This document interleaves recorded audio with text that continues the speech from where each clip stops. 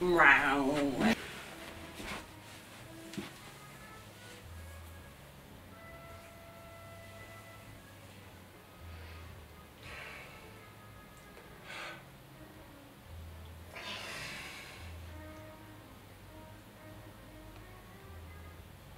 You like wow.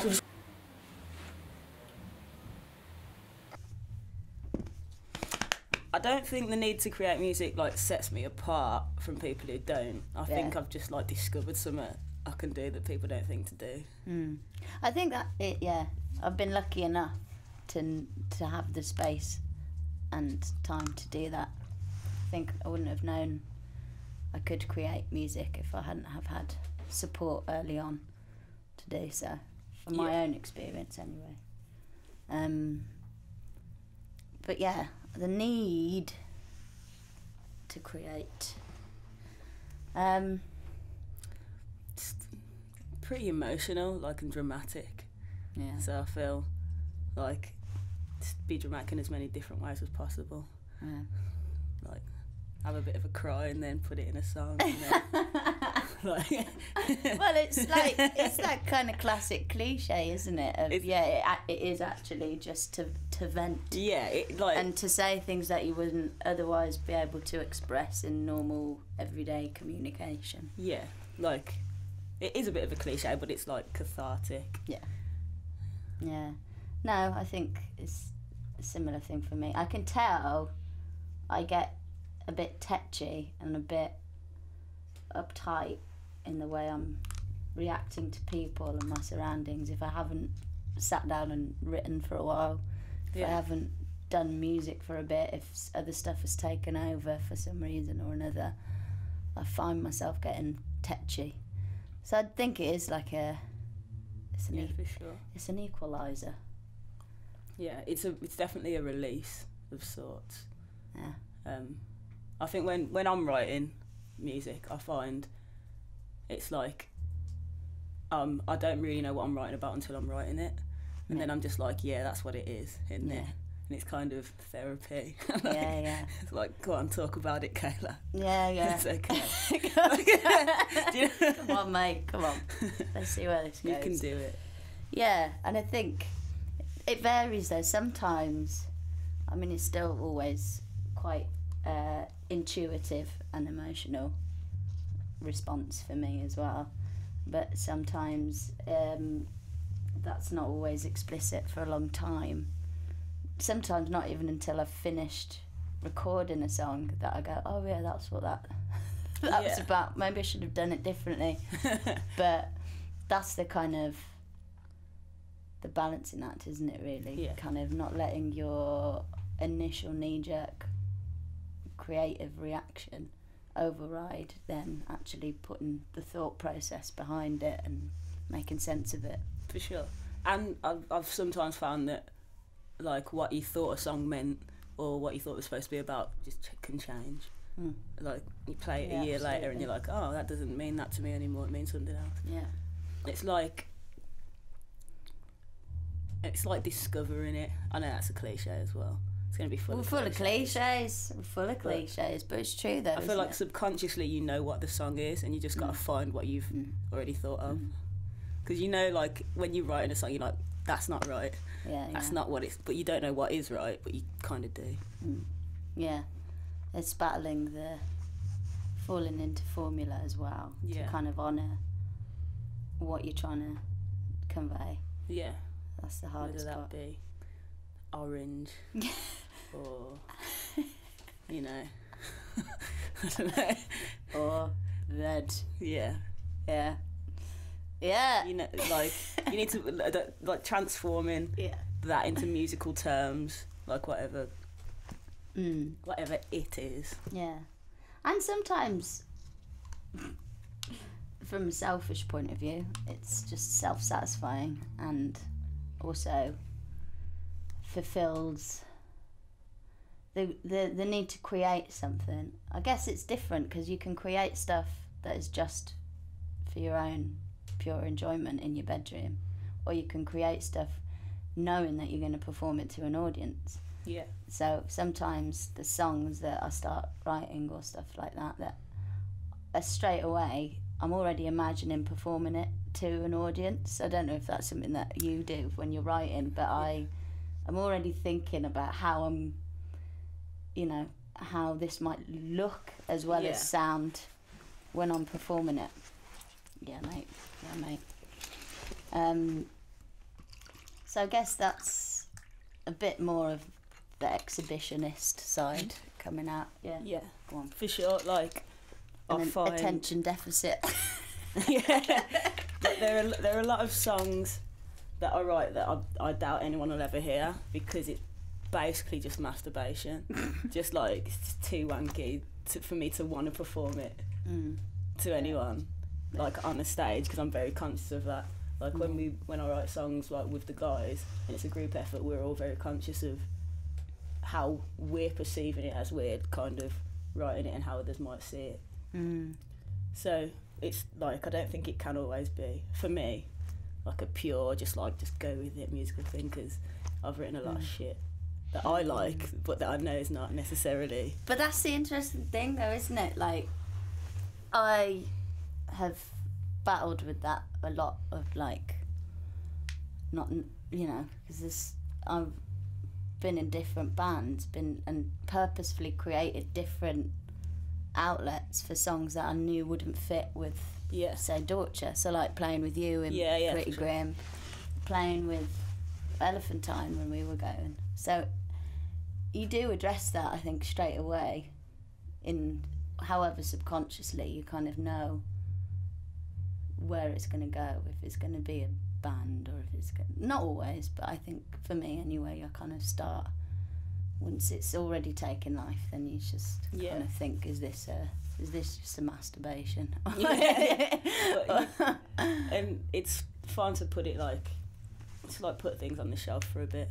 I've had songs on the shelf for like 2 years. Yeah, that'll be like, I'll get round to it. Like, I still love you, don't worry. Yeah.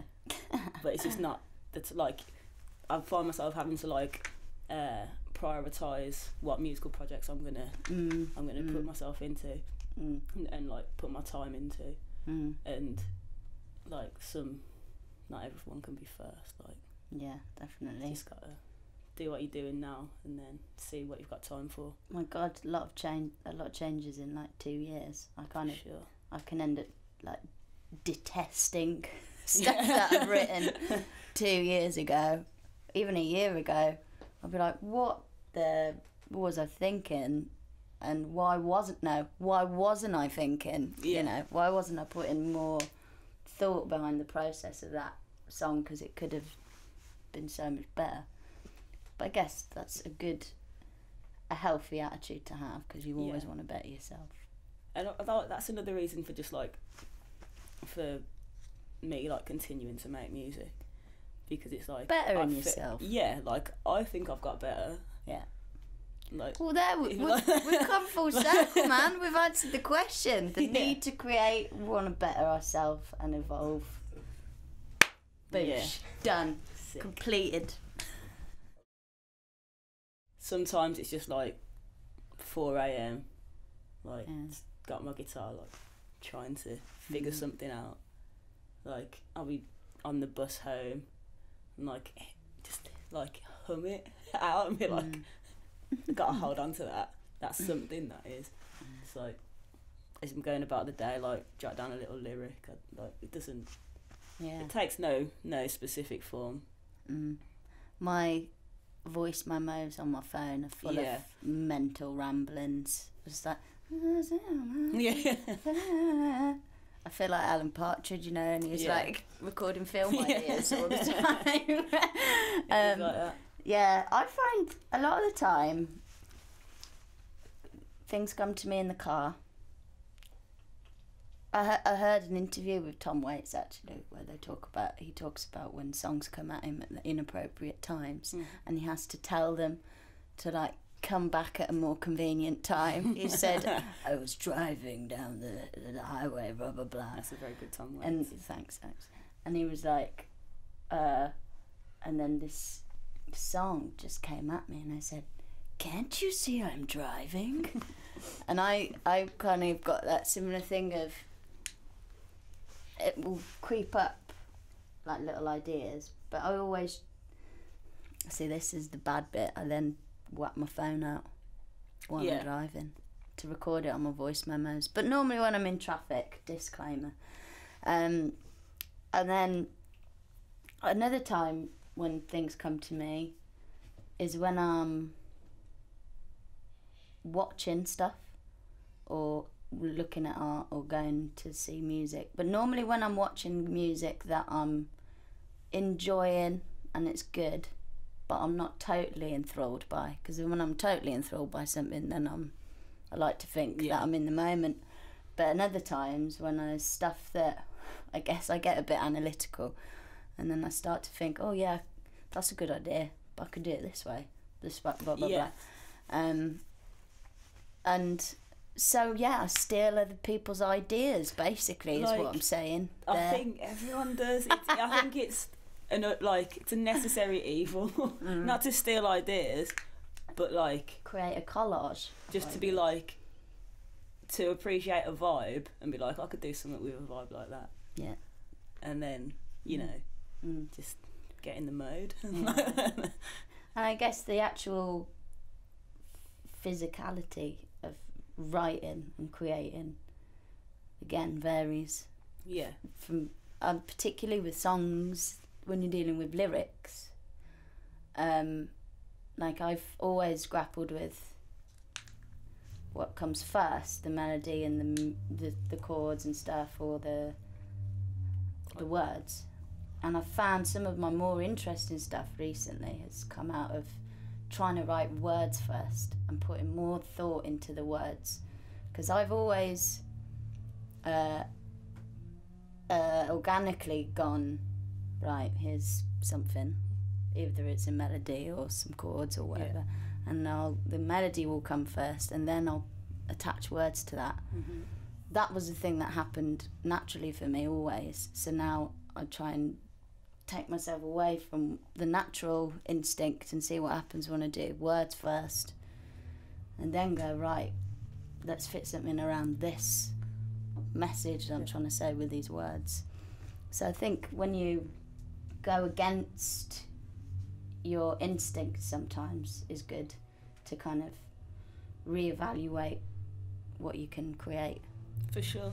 Like, I feel like sometimes I'll write, well, I say sometimes, often I'll write like 13 seconds and I'll have like, a chord progression and melody and a feel, and I'll be like, but that's it, and I'll like bring it to the band and be like, what do you think? And they'll be like, yeah, and then we'll start developing it, and I'll get really precious about that bit where we started. They're like, how about if we do it like this? I'm like, that bit's set into that, when it's not.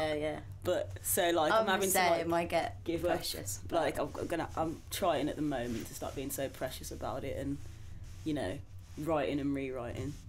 I think that's important. Relinquishing Control is a really good thing to learn in the world of creating music. I think that's what we've kind of done recently with this miniatures project, where we've asked other people to write for us.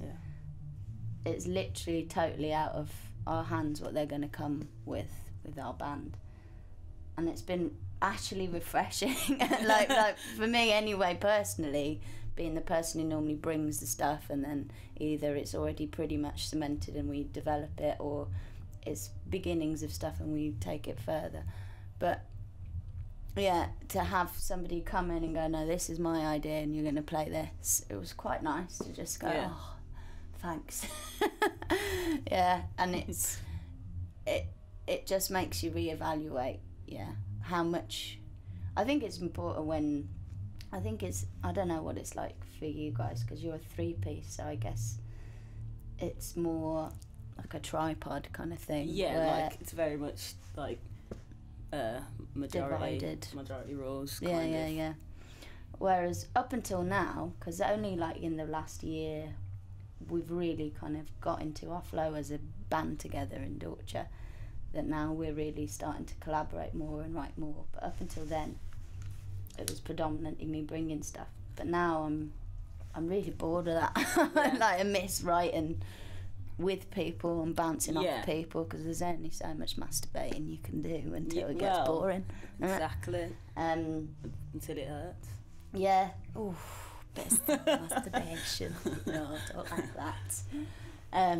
No, yeah, it's like, it's always refreshing to like hear something that you haven't come up with that potentially you're going to be involved in, and being like, oh yeah. It gives you a glimpse of what other people think of. Yeah, what like you do, and especially when you're in a band, it's like, okay, you've got this kind of vibe, you've got this energy about you, and you're assuming everyone's on like the same wavelength. So then it's kind of, when someone else who doesn't usually write a song or something brings something to the other guys, and it's like, okay, that's where we're going. That's cool. Like it's all like developing, like the layers of the music, and you learn more where people are coming from, especially the people that you're working with. It's quite interesting to have done Pretty Grim together and see what happened there, because exactly, like, that was just totally for fun. And this is the other thing I'm really thinking about more now, is not taking myself so seriously, and actually just writing for fun again. Like, I mean, I've always enjoyed it, but you can get so caught up in your way and, you know, how you think you should be being perceived or whatever, and now I'm kind of like, blow it all. Well, yeah, it's like, I'm going to just do whatever is happening. And that's a true, depiction of. For sure. It's like me as an artist. It's like being a Rush fan for years and years, and then just realising that you like the Ramones. Like, and you're like, oh my god, the Ramones are awesome. And like, it's just like a weight off, and you don't need to be so caught up in how you think people will perceive you. Like, you're not so caught up in people thinking that people being like, oh, the other stuff was better. It's just like, it's not what it's about. Just stop caring. Yeah.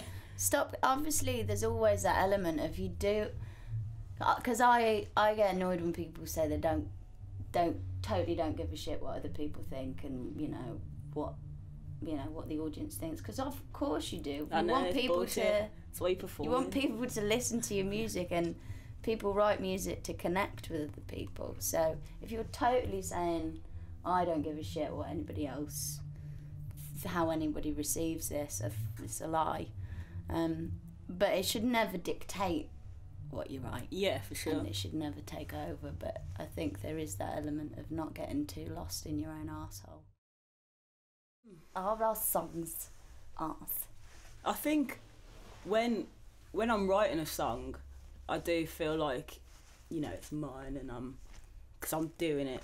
But like, as soon as I bring it to the band or anything, I feel like then it's our song, and then once it's written, it's nobody's song. It's just a song. There are like so many songs ever in the world. They don't all belong to some, like.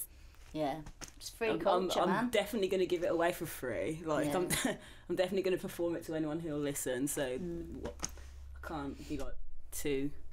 I think that's the thing.